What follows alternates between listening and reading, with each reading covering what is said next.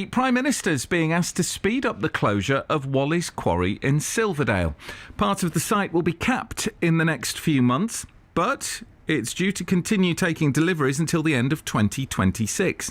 Staffordshire County Council have now asked Boris Johnson to get involved after a spike in the smell in January.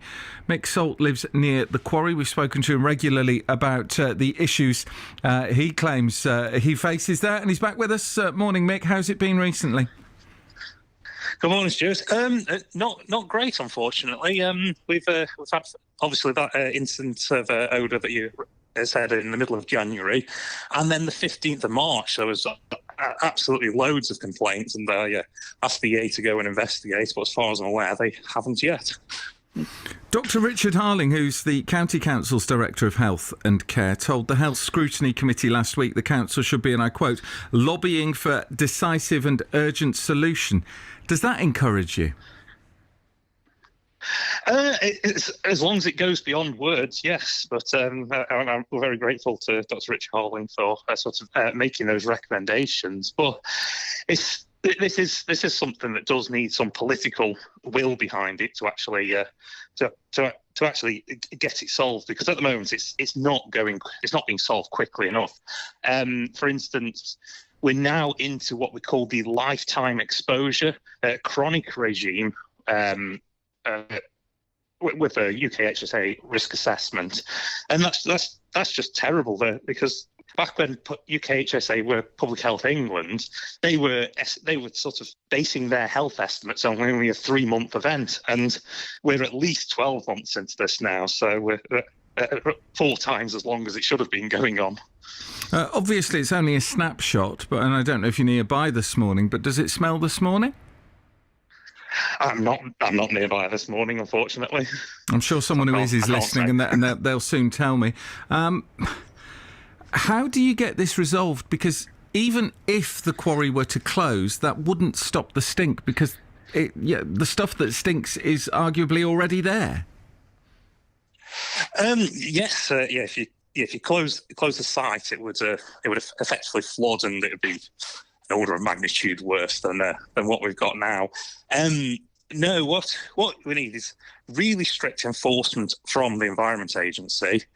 Now we've gone past the year point, they really need to look into other options at their disposal. And the one which I think they should be going for is to permanently change the permit to non-inert waste. So you're not feeding new putrescible material to the sulfate-reducing bacteria that are already within the heap.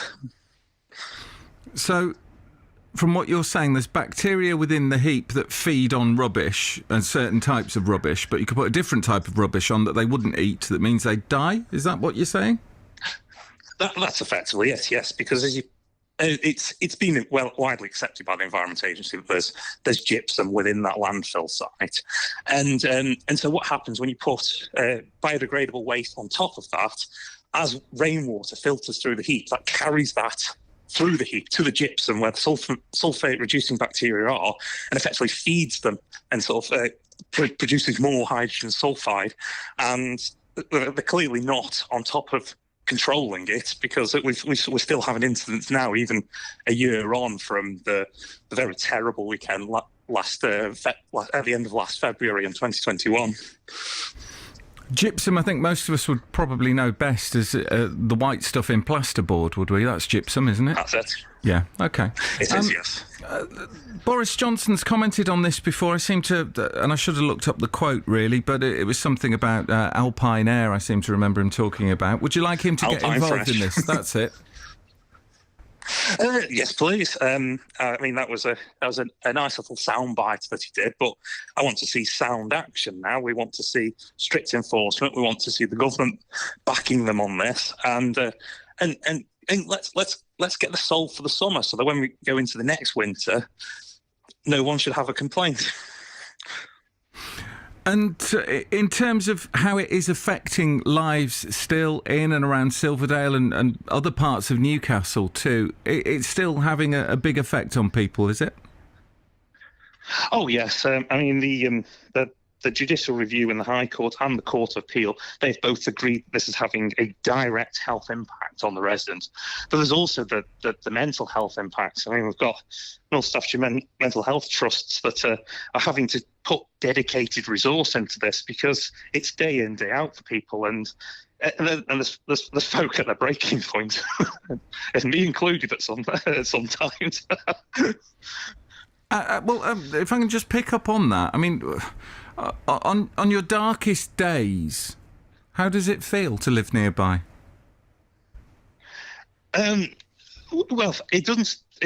For me, it's more the responsibility of sort of continuing the campaigns and everything that's my stress. But for a lot of people, it's I think the big one is the concern for their own children. That they're putting their children to bed at night and they're wondering, are we effectively putting our children to bed in poison?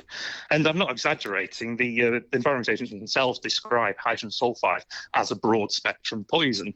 So it's their words, not mine. We have heard from Walleys Quarry in the past on this, though. They say overall the levels of hydrogen sulfide are reducing. Yes, and I would agree with them on that point. But it's still the owners are still leaving the landfill site, and they're still not applying best available techniques. For instance, for the January investigation, they found that the Environment Agency found the cause of that was that their infrastructure was flooded, and that's why it wasn't capturing the gases effectively. Well, for me, that was a sense of deja vu, because in either March or May in 2021, they had a permit breach for the exact same thing. So whilst the overall level's coming down, clearly the enforcement is not effective because the operator feels that they can make the same mistakes again, and there's just no consequence. We'll try and get the Environment Agency back on this. Thanks very much for your time again this morning. Keep us posted with how it's going and how it's affecting people in that part of the region. Mick Salt with us, lives near the Quarry. The incident in January, according to Walleys Quarry, they say that the Environment Agency had confirmed fluctuations at the site were caused by improvement works and the weather, but they pose no risk to health. And the Environment Agency has told us in the past, we recognise the impact of the landfill continues to be distressing for local people, and we do not take this lightly. The Environment Agency's priority remains ensuring that the operator, Walleys Quarry Limited, takes effective action to secure sustained reduction in hydrogen sulfide emissions from the site. We're determined to tackle the problems there, as we have been throughout, and will continue to work with the operator, the local authorities and all other responsible bodies to do so. If this is something that's affecting you, this is something that's blighting your life, if you are putting the children to bed at night and worried about that, 0800 121 80 80. Tony Hadley.